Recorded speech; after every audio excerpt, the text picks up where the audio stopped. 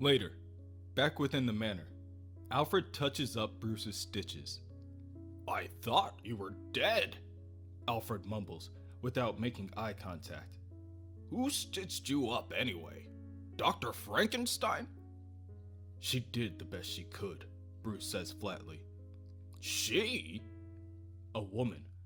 I crashed into her garden after the bomber pushed me off the building, but I did get something for my trouble." Alfred finishes up the last stitch, and Bruce gets up from the table and walks over to his batsuit and other equipment. He points to a small device laying in a plastic bag. A short-range radio. Alfred scoffs. "That doesn't seem like a great consolation prize." "I'm hoping Detective Gordon can pull some fingerprints or trace the serial number."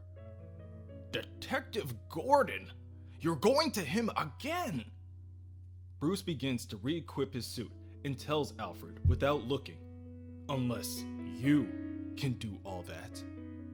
Alfred, moving the topic of discussion, asks, "Why the hell are you still insisting on wearing that damn spandex anyway?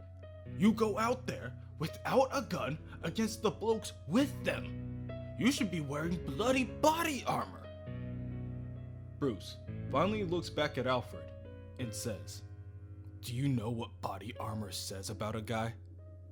It says he needs body armor." Elsewhere, within the mayor's office, Mayor Jessica Dent is trying to piece together the night's events. Her brother, District Attorney Harvey Dent, is struggling to comprehend why Bruce Wayne would just up and leave like that. For one, he explains to his sister, Bruce hasn't tried to contact them. For all they know, Bruce could have been part of the criminal empire they are striving to take down. Harvey can already piece it together. Yeah, Bruce is rich, but he's not satisfied. You can see it in his eyes. He wants something more, and Harvey doesn't like it. So much so that Harvey has taken up checking on Bruce at his work. And come to find out, Bruce doesn't work. He just stops by Wayne Enterprises to pick up rock climbing gear. The guy's got Arkham blood in his veins. He was creepy when we were kids, Jess, and he's creepy now. As Harvey finishes his last opinions on the last Wayne, the two siblings are interrupted by Jessica's assistant. Someone dropped off a package. Batman is able to deliver the short-range radio to Detective Gordon. They later meet in an alleyway so that Gordon can update him. The Gotham PD forensics team weren't able to find any fingerprints on the device, but they did find trace amounts of sewage. The two walk over to a nearby sewer grate, and Batman asks Detective Gordon to teach him forensics, crime scenes, where to look and how to look.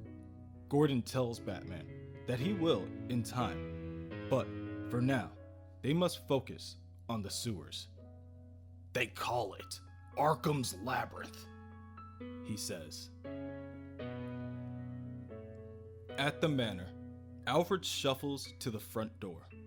If he were to pick one thing that annoyed him the most about his interminable guise as a butler, it would have to be answering the damn door. Even on a night such as this, when the rain is pouring heavy, someone has managed to make it past the front gates and all the way to their doorbell. And they won't stop pressing it. To Alfred's surprise, he is once again met by Jessica Dent. This time, she is drenched head to toe and is holding the small green box that was delivered to her office. She urgently asks to speak with Bruce, stating that it's important. It's very important. Batman descends into the sewers. Even before his conversation with Detective Gordon, he was already well aware of Arkham's Labyrinth. There are tunnels that stretch around the city and loop into one another. Others that go on for miles to dead ends. People have gone in there and never come out. They were built in the 1800s by the Arkhams, infamously designed by Jeremiah Arkham. Jeremiah thought the labyrinth would trap the evil spirits that haunted Gotham. The very construction drove him insane. Batman wades through the worst of what Gotham has to offer, using only a handful of glow sticks to light his way. Still, he is not able to see far in front of him, and his cracked GPS system does little more to help his navigation efforts. He meets dead end after dead end. As time goes on, his impatience grows and his stomps become heavier.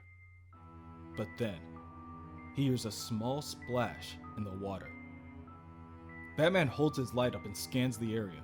He does a full 360-degree turn, but he cannot pinpoint the origin of the small sound.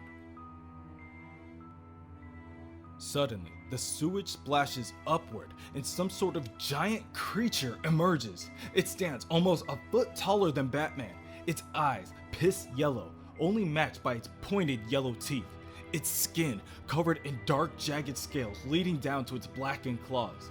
The creature growls and wraps its massive hands around Batman's face and throws him against a nearby brick wall. The back of Batman's skull collides with the wall and he almost blacks out from the pain. Batman jumps to his feet. Just as the monster starts to charge, he takes another look at the beast and realizes that its body size and dimensions are eerily similar to that of the birthday boy that he took down in Arkham's Manor not so long ago. So he tries a similar tactic.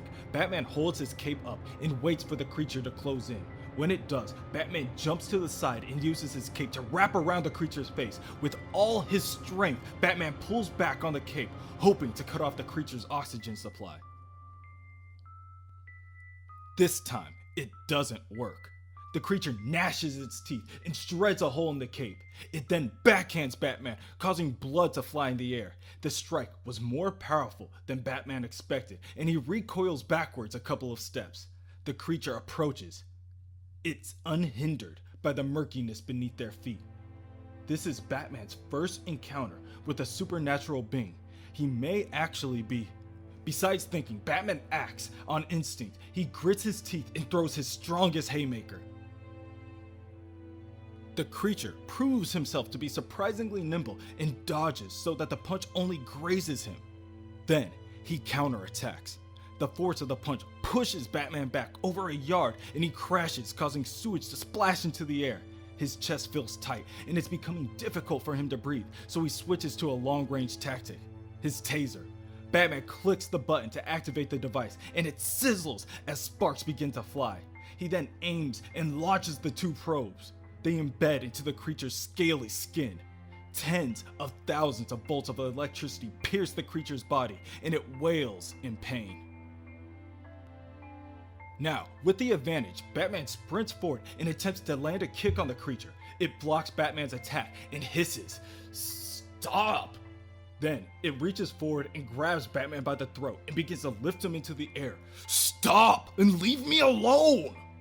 Batman is at a loss of words and ceases his struggle. "Please, whoever you are, just leave me alone!"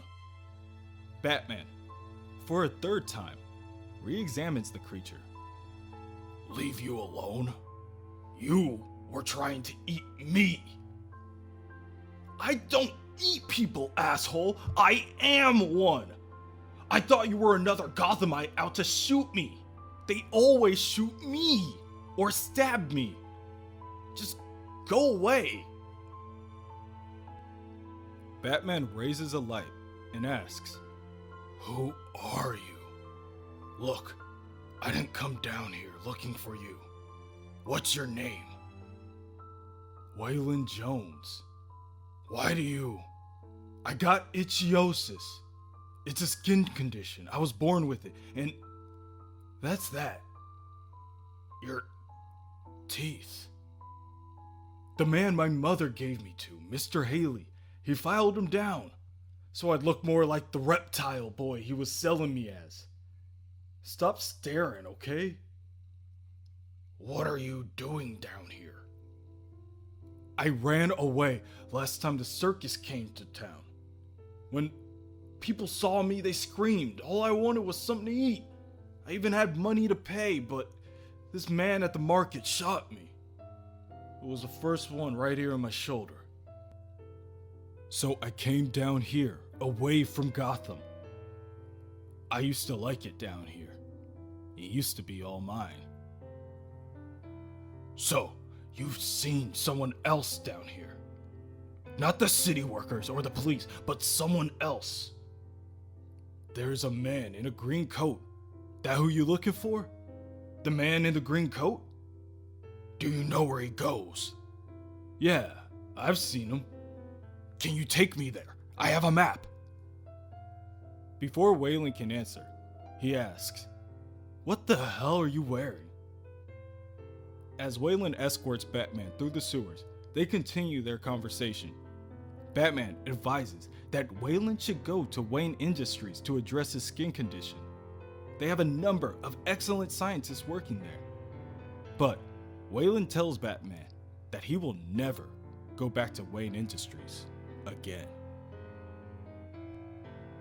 Batman approaches the entrance to the hideout, which happens to be just a measly 3 steps leading up to a small metal door. He shakes the handle and unsurprisingly finds that the door is still locked.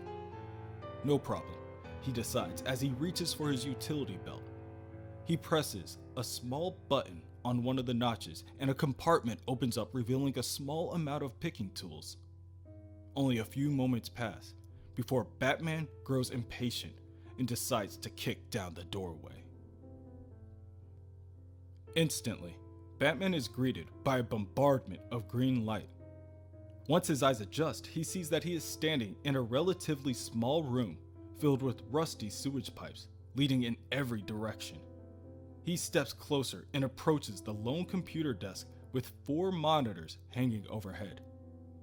On the wall behind the monitors, however, were countless news clippings, periodicals, and pictures, each pinned in place. It is admittedly unnerving. Batman grabs one of the mice on the desk and clicks a couple of times to see which monitor reacts. The computer on the lower right shifts, so now it presents the words "Enter Password." And then, Batman hears a voice echo throughout the room. "Is that you, Batman?" a voice calls out. "Who are you?" Batman snaps back. "That's a difficult question to answer, isn't it? Who we are is really a matter of perspective. To one man, we're a friend. To another, the enemy. And to ourselves, why, that's the question we spent our meaningless lives trying to answer. Or is it meaningful lives? Now, are you a madman wearing a mask and parading about for validation of some kind? Or are you a selfless vigilante taking on the burden of protecting Gotham after watching it wallow in its corruption and dirt?" Batman scans the area. He opens the desk drawers and scrambles through the contents. He smirks as he finds a map with points of interest marked. He then sees a small green coffee cup to his side, its contents still steaming from heat. Whoever this person is, Batman just missed them. The voice continues. "Are you both? Neither. Are you the killer of Oswald Cobblepot or a manufactured scapegoat? Who we really are is the unanswerable question, don't you think, Batman?" "Then don't tell me who you are. Tell me why you're doing this." "That's a good question. Gotham needs an inquisition. So, I'm asking questions that I don't want answers to. Those in the Gotham Towers and at the museum soiree are vampires, sucking the blood out of this city. I'm putting a stake in them. See, who I am depends on your point of view. For those who have been used and forgotten, lost in the alleys and crying in morgues over victims caught in the crossfire. I could be seen as Gotham's savior. But maybe I don't care about Gotham. Maybe I just like to see fear in people's eyes as they search for an answer. Was it a wasted life or a meaningful one? Is there anything after death? The ultimate riddle. I suppose you can call me the Riddler. Batman, still eyeing the coffee cup, asks, "You're still here, aren't you?" At that moment, a bomb hidden in the room detonates and blows the computer desk apart. The explosion throws Batman backwards and he slams face first against the wall and collapses to the floor. He then sees the origin of the voice. A small one-way radio. And the Riddler says, "That should have been the first question you asked."